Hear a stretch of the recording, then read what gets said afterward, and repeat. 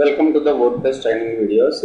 ఈ వీడియోలో థీమ్ కస్టమైజర్ గురించి చూద్దాం. ఈ థీమ్ కస్టమైజర్ ఎక్కడ ఉంటుందంటే ఇక్కడ మనకి పైన కస్టమైజ్ అనే ఆప్షన్ ఉంటుంది.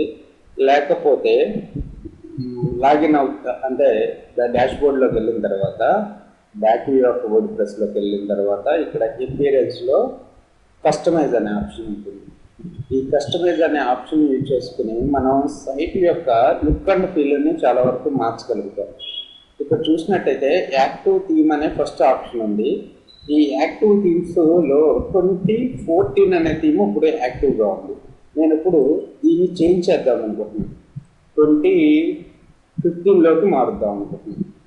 ఓకే, 2015 థీమ్ దగ్గరికి వెళ్ళి దాన్ని సెలెక్ట్ చేసుకొని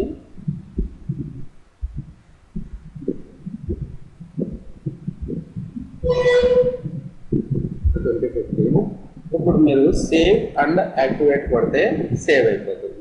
ఇప్పుడు చూడండి మీ సైట్ ఎలా లుక్ అవుతుందో, ఈ విధంగా లుకింగ్ వస్తూ ఉంటుంది మీ సైట్. ఓకేనా? సో మళ్ళీ కస్టమైజ్లోకి వెళ్తున్నాను.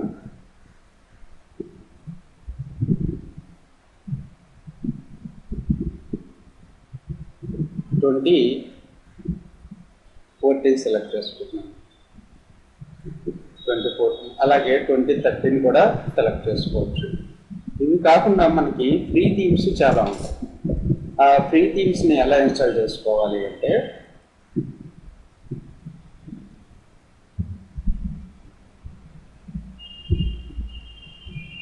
ఇది 2013 థీము. ఇక్కడ డాష్ బోర్డ్లోకి వెళ్ళి అంటే బ్యాక్ వ్యూకి వచ్చి అపియరెన్స్లో థీమ్స్ అనే ఆప్షన్ ఫోల్డర్ ఒకటి ఉంటుంది. అపియరెన్స్ థీమ్స్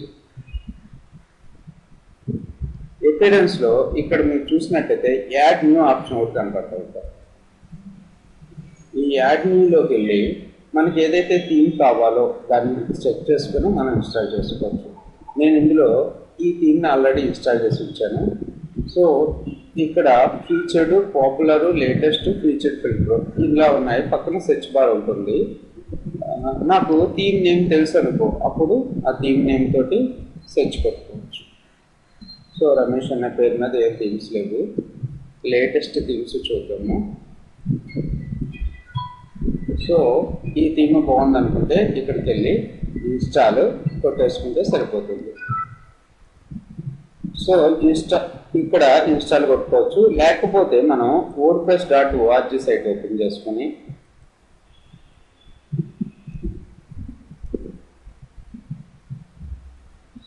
ఇక్కడ థీమ్స్ అనే ఆప్షన్ ఉంది కదా, ఇక్కడ ఎలాగైతే లుక్ అవుతున్నాయో ఇక్కడ వర్డ్ప్రెస్ సైట్లో థీమ్స్ ఆప్షన్లో కూడా ఇలాగే లుక్ అవుతాయి.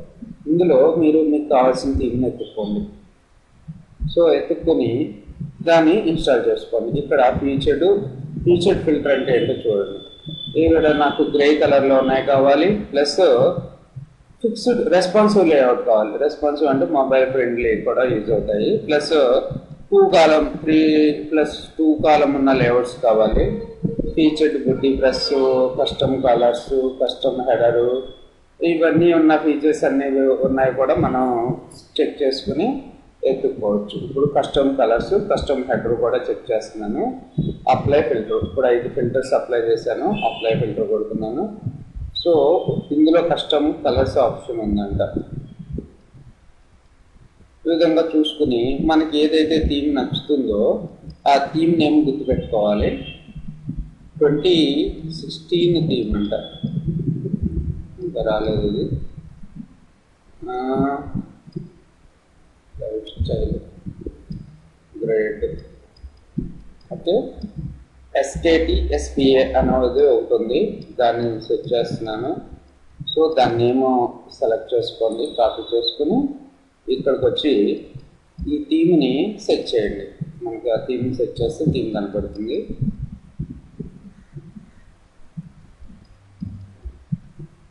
SKTSPA ఇదే కదా థీమ్. సో దీని దగ్గరికి వచ్చి ఇన్స్టాల్ ఇంకా ఏమైనా ఉన్నాయని చూడండి. ఇది బాగున్నట్టుంది.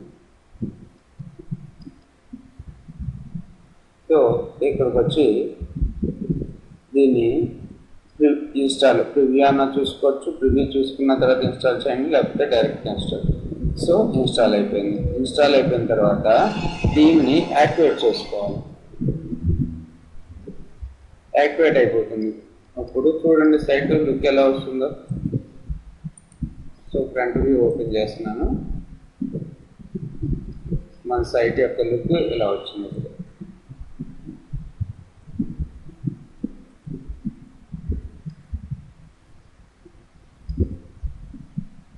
సో ఇలా ఉంటుంది మనకి.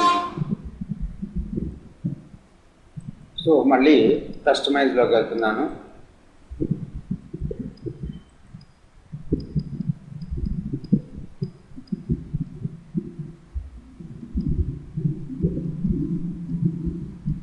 కస్టమైజ్ ఇక్కడ ఫస్ట్ ఆప్షన్ ఏంటిది, యాక్టివ్ థీమ్ కదా.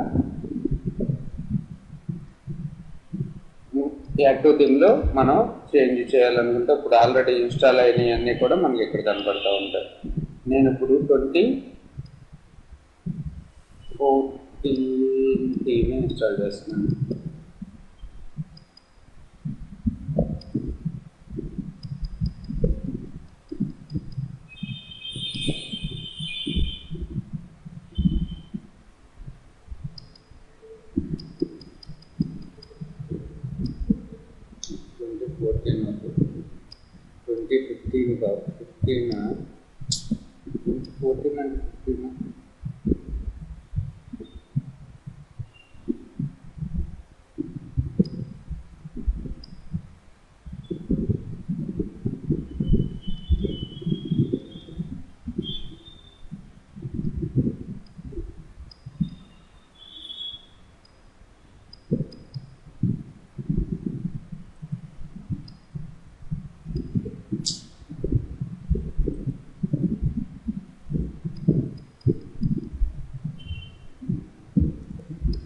So save and activate.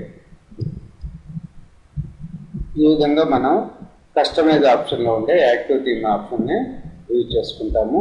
Thanks for listening.